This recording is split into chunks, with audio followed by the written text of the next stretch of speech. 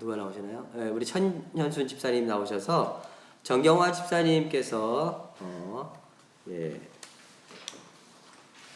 귀하게 올려주시는 기도 읽어주시도록 하겠습니다.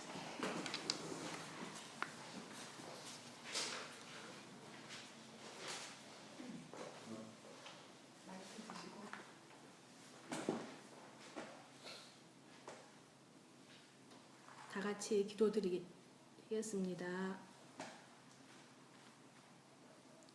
하느님, 어느새 6월입니다. 2021년이 시작된 지도 5개월이 지나고 또다시 여름이 되었습니다. 2020년을 어떻게 보냈는지 잘 기억이 나지 않는 건 그 시간을 견디고 버티는 시간으로 여겼기 때문일까요? 아무 생각 없이 닥친 팬데믹 상황에서 보낸 1년 5개월. 되돌아보면 그 안에는 버팀과 견딤뿐만 아니라 삶은 지속되었기에 기쁨과 즐거움, 그리고 웃음과 나눔도 많았음을 고백합니다. 넉넉고 잊지만은 말자고 시작한 몇 가지 시도들이 있었고, 여전히 동력은 매주 예배를 드리며 당신의 뜻을 이 땅에 펴기 위해 작은 걸음들을 옮겼음을 고백합니다. 하느님, 지난주 임낙경 목사님의 설교 제목인 기쁨과 즐거움이 예배 이후 계속 마음을 맴돕니다.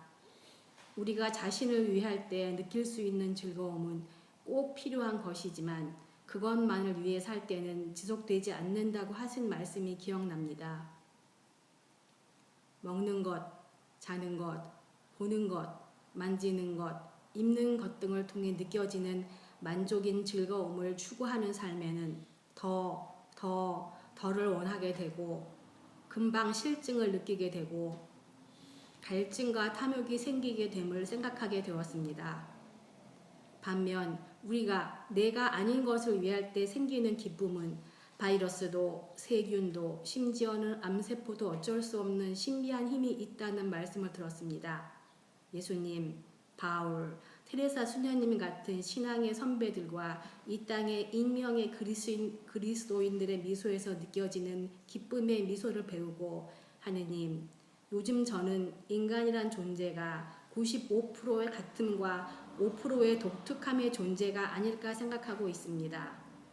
타자를 이해한다는 것은 그도 나와 다를 것 없이 욕구와 바람이 있는 존재임을 인정하고 그 욕구와 바람이 나와 다른 독자성을 인정할 때야 비로소 한 인간을 그 사람 그대로 바라볼 수 있다는 것을 생각해 봅니다. 계속 공부하고 있는 비폭력 대화를 통해 저희 자기 중심적 생각과 태도가 참 폭력적이었음을 반성하게 됩니다. 조금씩 나아지기를 기도합니다. 시간을 내고 마음을 내어 교회를 섬기는 동력의 식구들의 손길에 함께 하시는 하느님, 팬데믹 상황에서도 삶은 계속되오니 삶이 지속되는 동안 전도서 기자의 고백처럼 우리가 당신이 주신 삶을 긍정하고 즐거워하고 기뻐할 수 있도록 축복해 주세요. 기쁨의 삶을 사셨던 예수님의 이름으로 기도합니다. 아멘. 한 주간 동안 평안하셨어요? 샬롬. 네, 샬롬. 어제 저녁에 주일 준비를 막 마치고선 한 5시쯤 됐는데 가려고 하는데 제 아내가 화원에 가세요. 봄에 심었던 꽃들 중에서 잘 자라는 친구들도 있지만 이렇게 잘 안 자라는 친구들은 다 정리를 했거든요. 화분이 구석구석 빈 화분들이 좀 남아있어요. 그러다 보니까 꽃을 채우고 싶대요. 그래서 화원에 갔어요. 저희가 잘 이용하는 화원에 갔는데 거기에 갔더니 봄에 나오는 꽃들이 있고 또 여름에 나오는 꽃들이 있더라고요. 촛불 저게 뭐요? 촛불 미니 맨드라미. 빨간 거. 쭉 뾰족뾰족하게 나왔는데 저게 그룹으로 심어도 이쁘고 하나씩 심어도 이쁘더라고요. 꽃집에 갔더니 저게 12개에 5,000원인 거예요. 예. 보통은 하나에 2-3,000원 하거든요. 예. 근데 12개 5,000원이어서 다 12개 사오고 베고니아가 노란꽃, 주황색, 빨간색 너무 이쁘더라고요. 그래서 예, 사갖고 와서 예? 베고니아. 꼭 저기 목베고니아 말고요. 베고니아. 저기 노란색 있죠. 아, 보여드려야 되는데. 인터넷을 안 보이시는구나. 아, 베고니아 하나만 갖다 주세요. 저기 노란 거. 저기 노란 거요. 노란 거. 예, 그거. 예, 베고니아, 베고니아. 예? 100원이야? 아, 100원이 아니라 베고니아. 이게 베고니아고요. 이거는 촛불 맨드리암이에요. 거기다 이렇게 놓으셔도 돼요. 촛불 맨드리암. 촛불 맨드리암이에요. 근데 이제 그렇게 한 1시간 반 정도 이렇게 갔다 와서 꽃을 이렇게 사갖고 와서 그 꽃을 이렇게 이제 빈 화분들 다시 흙 갈아주면서 여기 꽃을 심고 나서 보니까 이렇게 마음이 평안해지고 이렇게 환해져요. 환해져요. 이게 자연이 보니까 마음을 가라앉히고 뭔가 촉촉하게 마음들을 이렇게 위로해주고 이재원 집사님이 지금 좀 더 6개의 그 촛불 맨드라미를 심은 큰 화분을 이제 본인 그 앉아 있는 탁자 위로 옮기셨어요. 네, 그래서 여러분들 이게 그런 게 참 중요한 것 같아요. 살아가다 보면 기운이 좋을 때도 있고 올라갈 때도 있고 이렇게 기운이 다운될 때도 있고 어려울 때도 있죠. 뭐 사람이 생명인데 끊임없이 변할 수밖에 없잖아요. 근데 그 변화의 순간들에 그 기운들을 때로는 자기 스스로 내가 지금 힘들구나, 어렵구나, 우울하구나 그 기운들을 이렇게 차분하게 들여다볼 필요도 있어요. 그죠? 예. 안 좋은 감정이 반드시 안 좋은 건 아닌 것 같아요. 차분하게 들여다보면서 그 감정을 느껴보고 그러면서 그 감정을 들여다보면 또 그런 감정에 속해 있는 사람들을 감정을 알게 되고 그러면서 어떤 공감이 이루어질 수도 있는 것 같고 또 그런 자기 자신의 안 좋은 감정들을 위로하면서 토닥토닥 해주는 시간들도 힘이 되는 것 같고요. 또 그게 너무 오래 지속되면 힘 빠지잖아요. 그래서 이제 이재원 집사님 같은 경우는 또 칼럼을 읽으면서 이렇게 분위기 전환이 확 됐대요. 예. 그리고 이제 저 같은 경우는 이렇게 꽃 같은 거를 이렇게 바꿔주면서 또 분위기를 확 전환시켜주고 삶이 힘들고 지칠 때 또 아니면은 이렇게 넘어져서 그 시간이 계속해서 지속될 때는 적당히 그 분위기를 바꿔줄 저마다의 노하우를 가지고 접근해 보시는 것도 좋겠다. 지금 곳곳에 화분에 이 아름다운 꽃들 여기 지금 벌써 한 5-6개가 늘어났거든요. 저희 아내가 주는 선물이에요. 이 기운들이 예배드리고 있는 여러분들과 그리고 함께 여러분들 가정과 삶의 터전 속에 그 기운을 함께 하시기를 진심으로 바랍니다. 제가 이 얘기를 한지 안 한지는 잘 몰라서 들으셨던 얘기 같으면 또 그러려니 하고 들으세요. 왜냐면 준비할 때의 느낌은 다르기 때문에. 1995년에 제가 도법 스님에 대한 얘기를 한 적이 있는지 모르겠습니다. 실상사. 하셨어도 기억이 안 나요. 도법 스님을 제가 한번 실상사에 가서 만나 뵌 적이 있었는데 이분이 지리산 일대에서 지리산 그 생태 농업 그리고 이제 뭐 대안학교도 하고 이러면서 지리산 일대의 그 시민 운동 공동체와 함께 그것을 생태적으로 살려가는 아주 큰 일들을 적지 않게 해오고 계세요. 이분이 2004년도에 이제 거기에서의 주지 스님 자리를 내려놓고 전국을 5년 동안 돌아다녔대요. 5년 동안 돌아다니면서 생명평화의 정신을 사람들하고 이렇게 나누고 싶어서 5년 동안 탁발하면서 그러니까 돌아다니면서 주는 대로 이렇게 얻어 드시면서 만나는 사람들하고 그 정신을 나누고 그 정신을 일구기 위해서 우리 삶 속에서 어떻게 살아가야 되는가 이런 것들을 5년 동안 탁발 수행을 하면서 나누신 거예요. 그러시다가 이분이 그 어간에 있었던 일입니다. 그러시다가 이분이 어디를 찾아가냐면 변산에 있는 윤구본 선생님을 찾아갔어요. 변산에 있는 윤규봉 선생님을 찾아가세요.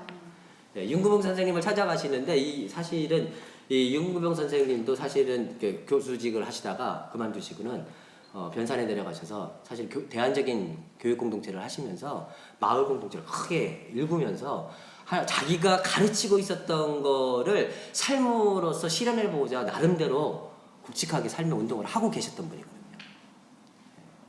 이 도법선생 일행이 쫙 이제 순례를 하면서 가다가 어느 날 저녁에 그 변산에 있는 그 마을 공동체에 가서 오늘 저기 가서 자야겠다 생각하고서는 그쪽으로 이제 내려가신 거예요. 근데 내려온다는 얘기가 사실은 전국에서 이게 언론에서도 많이 대서특필을 하고 막 이러니까 오늘은 어느 쪽으로 간다더라 막 이러니까 알고 계셨던 것 같아요. 알고 계셨던 것 같아요. 여기 이제 마중을 나와요. 배움을 마중을 나와요. 마중을 나와서 이분들이 두 일행이 독대를 했대요. 독대를 해서 저쪽에서는 이제 그 탁발 수도공동체가 한 무리와 함께 도법스님이 딱 앉고 이쪽에서는 이제 윤국호 선생님하고 딱 앉고서 둘이 딱 앉았는데 갑자기 하나도 모르는 것처럼 도대체 여기는 어인 일이냐 뭔 일이냐고 했더니 우리가 생명 평화를 위해서 전국을 순회하고 있는데 오늘은 어떻게 이 지점에 와서 당신네 공동체에서 하룻밤 묵어가기 위해서 또 밥도 먹기 위해서 여기 왔다고. 그런 거면 그 자리에서 나한테 삼배를 하시라. 그럼 내가 재워드리겠다. 삼배를 언제 합니까? 부처님 앞에서 불공을 드릴 때 삼배를 내요. 그리고 옛날에는 이렇게 종교적인 예식으로도 하지만 부모님 돌아가셨을 때 아주 최대한 공손의 의미를 담아서 존경과 이거를 표하는 게 삼배예요. 세 번. 당신이 나한테 삼배하라는 거예요. 이 두 걸쭉한 이 큰 사람이 만났는데 한 사람이 한 사람한테 삼배를 요구를 하는 거예요.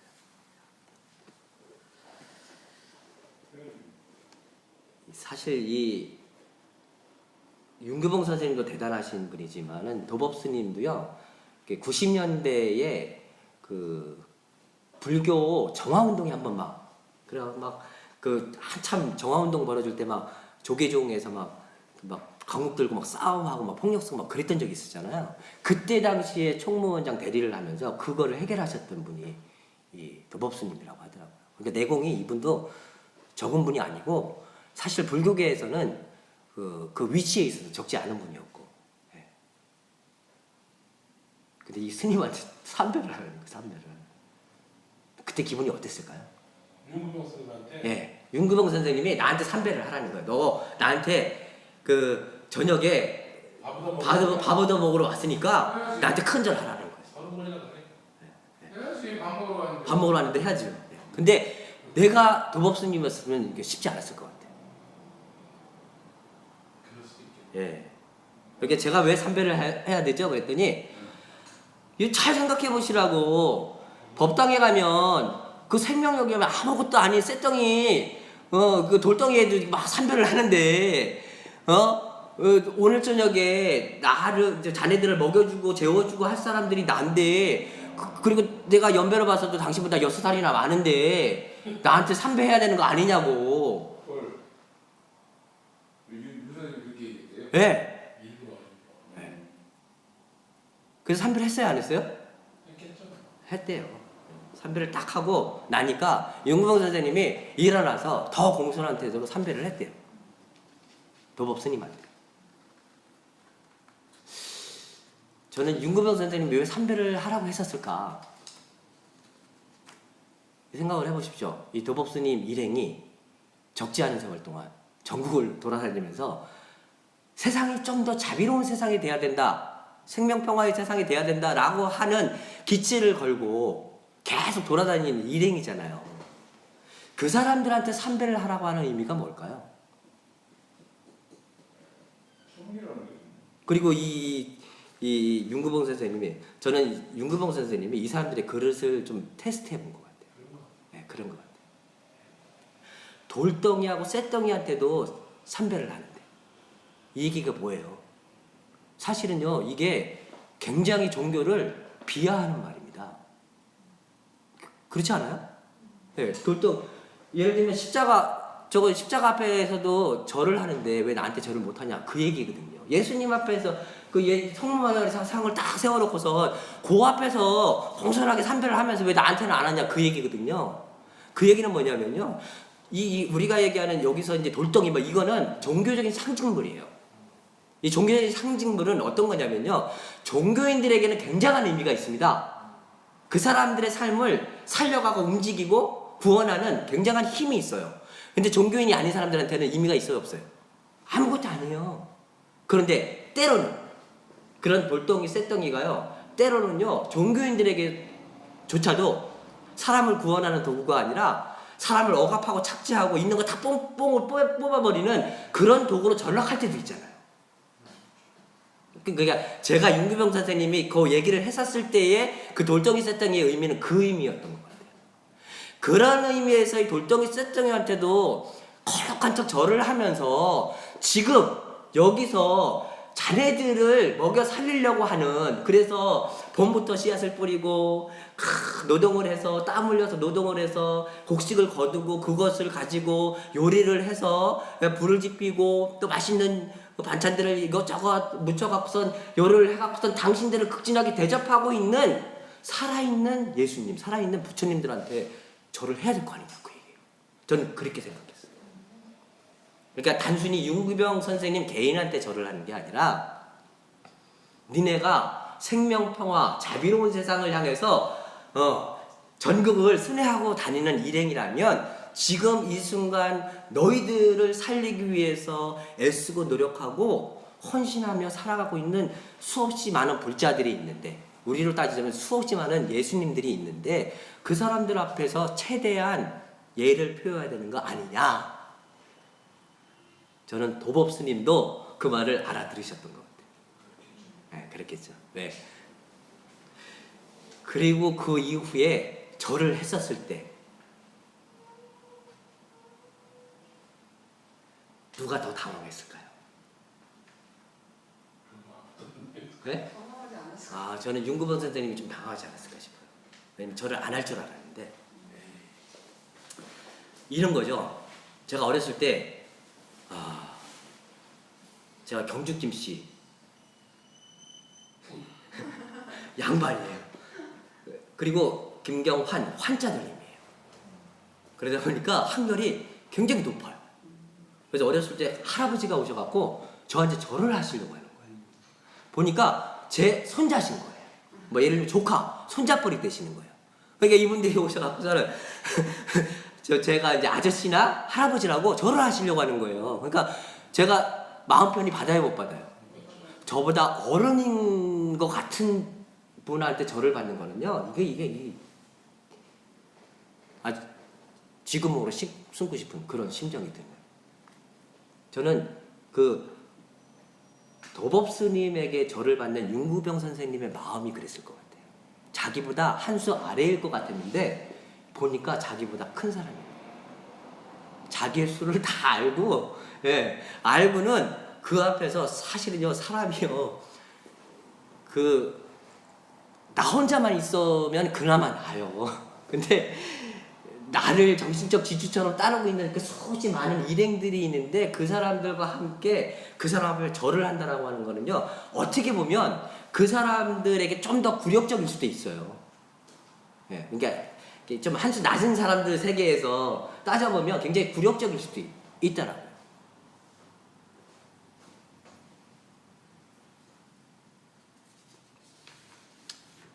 근데 그렇게 해서요, 절을 합니다. 그거를 나중에 후대 한참 지나서 그 스님과 철학자라고 하는 책을 윤구병 선생님이 쓰시는데 꼭 같이 공부하셨던, 그 이후에 인연이 되어져서 같이 이제 법성계라고 하는 공부를 하시고 뭐 이렇게 갖고서 나중에 책을 내시거든요. 그 이야기 앞부분에 나오는데,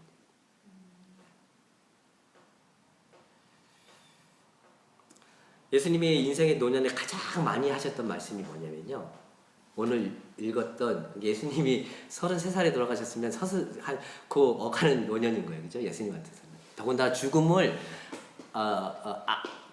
직감하셨다라고 하는 시점은 이미 내가 죽을 걸 뻔히 아셨다라고 하면 이미 그거는 노년이거든요. 그럼 예수님의 그 노년, 나이가 많이 드셨지는 않았지만 예수님이 죽음을 앞두고 제자들에게 가장 많이 하셨던 얘기들이 뭐냐면 자기를 비워라. 그리고 최소한 살아가다 보면 자기가 짊어져야 될 십자가가 있는데 그거 피하려고 하지 말고 지고 살아라. 그리고 오늘 나오는 얘기처럼요. 다투고 그 다음에 싸울 시간에 좀 더 많이 사랑하면서 기왕이면은 우리에게 남아있지 않은 시간이 우리에게 남아있는 시간이 많지 않은 데인데 그런 시간들을 권력을 차지하고 그것 때문에 에너지를 쏟는데 시간을 쏟지 말고 가능하면 서로 섬기고 사랑하고 도와주고 그러면서 서로를 살려주는데 에너지를 쏟으며 살아가라 라고 하는 것들을 끊임없이 예수님께서 말씀을 하셨어요. 이거 어려워요. 어렵죠. 근데 저희는 나이를 먹어가면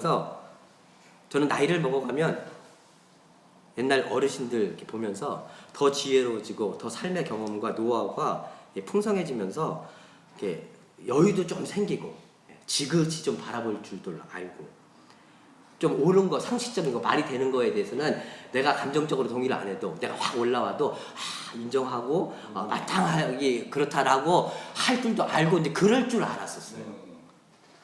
근데 나이가 들어가면 들어갈수록 그것도 다 안 되더라고요. 안 돼요. 더 삐져. 근데 몸과 마음의 감각들이 더 태화되는 거예요. 인식이 더 안 돼요. 예, 안 돼요. 실수도 더 많이 해요. 때로는 오랜 동안의 원숙한 삶의 지혜가 이때는 정말 지혜롭게 해결한 것 같은 순간도 있긴 하지만 어떤 부분에서는요 더 많은 실수와 더 많은 어려움이 생기고 그런데 지위는 한 집안에서는 예를 들면 부모 그리고 좀 부모 밖으로 나오면은 교회에서는 목사잖아요. 그리고 지역에서는 또 어쨌든 알려져 있는 목사이면서도 활동가고 또 밖에 나가면 또 협찬하면 뭐 이런 데서는 또 무슨 역할을 한다고 뭐 이렇게 하면 거기서는 또 그 나름대로 또 이 중요한 자리에 있고 그러다 보니까 제가 더 잘하려고 그래요. 그죠? 모든 사람이 다 그렇죠. 근데 더 잘하려고 하면 할수록 더 잘해야 못해요? 잘해요. 더 잘하려고 하면 할수록 몸에 힘이 들어가요. 힘이 들어가고 자꾸 집착이 돼요. 그러다 보니까 꼰대 소리 더 많이 듣고요. 사람이 자꾸 잘하려고 하니까 그게요 결국은요 그게 아무리 선한 뜻으로 해도 자기 왕국을 만들어 자꾸 지배하려고 하는 겁니다. 자기가 컨트롤하려고. 왜? 내가 잘하려고 하는 거는요 내 기준에서 내가 잘 되는 거거든요. 그러면 내 바운더리 안에 있어야 되고 내 바운더리 안에서 통제가 돼야 되는 거예요. 그러니까 그거는 결국 아까 정경화 집사님도 말씀하신 내중심적인 사고거든요. 그러다 보니까 그게 잘 되면 괜찮은데 그게 안 되면 어떻게 돼요? 그런 거예요. 뭐 삐졌고 노여움도 생길 수도 있겠지만 그러면서 사람이 자꾸 몸에 힘이 들어가고 유연성이 떨어지고 집착하게 되고 보이지 않는 작은 폭력들이 그 안에서 나오는 거구나. 고집스러움도 거기서 나오는 거고.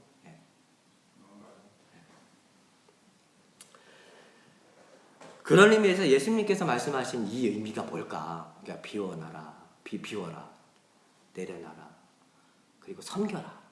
이런 의미가 뭘까? 잘 생각을 해보니까요. 그렇게 잘 살려고 노력하는 그 마음조차도 비우고 내가 한평생 살아오면서 어쩌면 나를 살려온 이 시대에 이 땅에 내 바로 앞에 있는 예수님들이 있잖아요. 지지고 싸우고 막 해도요 사실은 그 사람들이 있기 때문에 내가 있는 거거든요. 상처가 되고 아픔이 되고요 결국은 나는 그 아픔을 통해서 때로는 성장하기도 하고 성숙하기도 하고 배우기도 하고 절대 그런 아픔이 없어서는 들여다볼 수 없는 세상을 또 경험하게 하고요. 그러면서 사실은 힘들고 어려워도 내 앞에 존재하면서 살아가고 있는 사람들이 나를 살리는 부처님이고 나를 살리는 예수님이더라는 거죠. 그러면 그 사람들에게 고마워하면서 감사하고 고마워하고 섬기면서 살아가기에도 시간이 많지 않은 시간들이니까 그렇게 살아라. 예. 더 잘하려고 하는 그 마음조차도 어쩌면 내 마음이고 내 생각이니까 그조차도 내려놓고 차라리 그 시간에 여기서 얘기하는 윤구병 선생님 말씀처럼 공손히 삼배하면서 나를 살리는 그 부처님들, 나를 살리는 그 예수님들에게 공손히 삼배하면서 살아가는 것이 삶의 지혜가 아니겠느냐라고 말씀하시는 것 같더라고요. 대통령이 좋은 사람이 되면요, 좋은 나라가 좋아지고, 그죠? 목사가 좋은 사람이 되면 교회 공동체가 좋아져요. 그리고 생명평화운동을 하는 사람이 좋은 사람이 되면 그 사람이 살아가는 세상이 좋은 생명평화의 세상이 되죠. 근데 그 세상은 뭔가 우리가 이상적으로 꿈꾸는 욕망의 시련이 아니라 어쩌면 윤구병 선생님께서 던졌던 그 질문, 그리고 도법 선생님이 그 앞에서 온몸으로 삼배 올렸던 나를 살리는 지금 여기에 예수님에게 절하며 살아가는 삶의 모습이 아닌가, 그런 생각을 해보면서 한 주간 동안도 이런 삶의 모습들이 저와 우리 가운데 함께 하시기를 주님의 이름으로 기원합니다. 아멘. 함께 축도하십니다. 거룩한 이 말씀으로 축복합니다. 거룩한 이 말씀으로 축복합니다. 주 예수 그리스도의 은혜와 주 예수 그리스도의 은혜와 하나님의 사랑과 하나님의 사랑과 성령의 사귐이 성령의 상임이 우리 모두와 함께 하시길 빕니다. 우리 모두와 함께 하시길 아멘. 감사합니다.